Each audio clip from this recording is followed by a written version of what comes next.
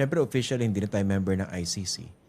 Pero quietly, pwede ba mag-cooperate yung Philippine government or any agency of the government para, teka, kailangan nating tumulong dito in the interest of justice para mapanagot yung talaga may sala dito. Okay, punta kayo dyan sa ICC, volunteers at witnesses, pero we will give you a guarantee from our end na hindi kayo kakasuhan dito. Pwede ba yun? Pwede, oo. And sa amin nga dapat ginawang New Year's resolution to ni Marcos eh. Kumbaga maging tapat na lang siya. Total, hindi, kasi parang ang system, hindi, let the process prosper, etc. We will cooperate with international. Huwag na, diretso na. We will cooperate with the International Criminal Court.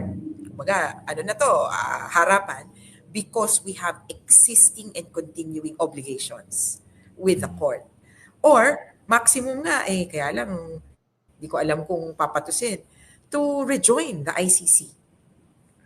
So, dapat. And kung secret na cooperation, walang pumipigil, sa totoo lang. Alala ko rin Actually, dati sabi nga ng iba, Go oo ahead. daw, nagko-cooperate daw secretly. Ay, mga DDS, sorry pag nababasa mo, oo nga, itong government now is cooperating secretly. So, okay. Okay. Alam nyo na pala eh. Itong pagbubukas or matagal na to sabi mo, no? Yung basically the prosecution is looking for ICC prosecutor to, no? Yung naghahanap ng additional witnesses, tama? Okay. Hanggang Yes. kailan to? Hanggang kailan pwedeng mag-volunteer to testify yung mga gusto? Well, hanggang isara ang investigation. Hanggang Okay, kailan so, kaya yan? Yan ang medyo hindi ko alam. Kasi sa totoo, parang hindi ito nagiging malinaw pala. May ang material na kaibahan ng ICC at Pilipinas. Sa atin kasi, tapos na yung investigasyon bago mag-file ng kaso. Di ba? Kumbaga, case, wala na ka nang iimbestigahan, ito ang may kasalanan, diretso korte. Kaya pag sa korte, technically, dapat tapos na yung investigasyon. Wala nang sinisilip-silip pa. Ito ang kwento na. Sa ICC, hindi. Tuloy ang investigation, pwedeng simultaneous with an ongoing case or cases. An investigation can run between Palestine nga, mahigit isang dekada ang kanilang investigation. Hanggang ngayon nga, hindi pa rin tapos, di ba? It could go on as long as the prosecutor, kumbaga, is not satisfied with a comprehensive investigation of what happened. So, yun naman yun. So, what happened and who are most responsible. Hanggang hindi matapos yung investigation na yun, pwede pa rin talagang magbukas yung ICC ng witness appeals.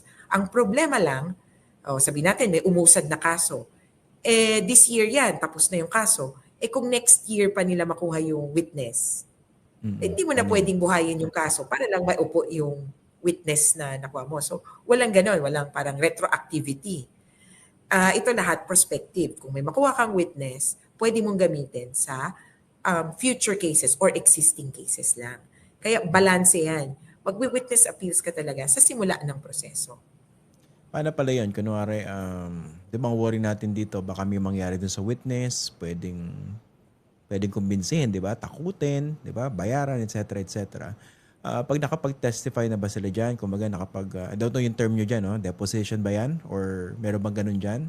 Tapos, kung sakali may mangyari sa kanila, safe na ba sila? Kumbaga, the testimony would stick even if something happened to the witness. May ways dyan ang tawag natin parang perpetuation of the testimony of the witness at pwedeng paraan, deposition. Pero kailangan pa rin iharap yan sa korte. Kailangan patunayan nung nagsasalita na siya yung nagsalita, kumbaga i-authenticate niya yun. Kaya may kung mapatay siya before that, sorry. Kung mapatay siya before pwede. Kakagat na yun. Kumbaga pwede kasi nga patay na. Pero kung buhay pa, baka ipatawag ulit. So may ganun lang na complication. Maliban kung sa tingin ng prosecutor, hindi naman, kumbaga, hindi na kailangang iupo yung taong ito sa korte mismo, tatanggapin na yung deposition. Yung deposition mostly is for actually victims. Kasi ang papatunayan lang nila yung mga nangyari sa kanila at yung harm which would lead to reparations. Mahihirapan na or hindi naman kailangan i-cross-examine. Yun yung importanteng punto kasi na kaya kailangang iupo the accused must be given the opportunity to cross-examine or to confront the evidence against him. At kung ang ebidensya ay siya po, nandun siya, dapat, kumbaga, confrontation talaga yan. So may paraan para ng una, sinabi nga natin, perpetuation, pagpapatagal forever ng mga testimonya. At dun sa protection, yun lang yung ICC ang bahala dyan supposedly. Ang ginagawa nila ay individual risk assessment. Okay? Bawat witness o kung sino man nakakausapin nila, meron mo ng ganong risk assessment. Are you in danger? Are you identified as part of these proceedings? Isang punto din kasi ng isang level dun sa kanilang protection mechanism is anonymity. Yung magtatago ka lang tapos hindi mo sasabihin tapos biglang surprise. In their experience, they tell us that has worked. Yung biglaan na lang tapos parang under the radar. Kaya lang, sabi nga namin, ako nakakatakot yata yan kung particularly for victims. Kasi ang hirap I mean, there's no anonymity for victims, even in other situations, ha?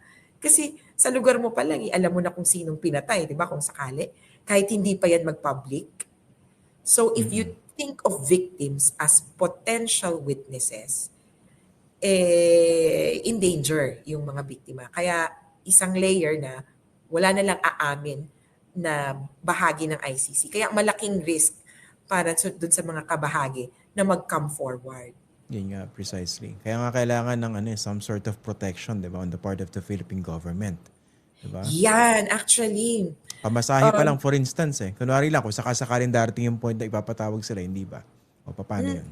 Tsaka yung everything that happens within the country, sana bahala sila. Kung kunyari, interviews, di ba? Yeah. Alam nga namang Zoom yan. Baka mamaya, walang kuryente, naka-prepaid yung Meralco, baka mapatayan pa yung witness mo, di ba? Yun yung isang concern ng witness namin. Nung mga victims na, ako pag-interviewin po ba kami, ako dapat may load ang cellphone. Attorney, po bang, grabe. di ba? Ganon sila na iniisip na Totoo yan, practical. Tapos, absent ba ako? So, yung everything that everything that happens in the country, dapat sana may tulong ng member state. So, yun lang problem. Yung ibang bansa nga, actually, Christian, meron silang satellite offices, parang field offices ng ICC. Oo. So, pwede mong magamit yung opisinang yun para mag-interview kayo, mag-training, mag-discussions. Unfortunately, hindi makapag-set up dito. Ay, nako. Natigilan ako ron. Parang napakahirap gawin. No? Okay.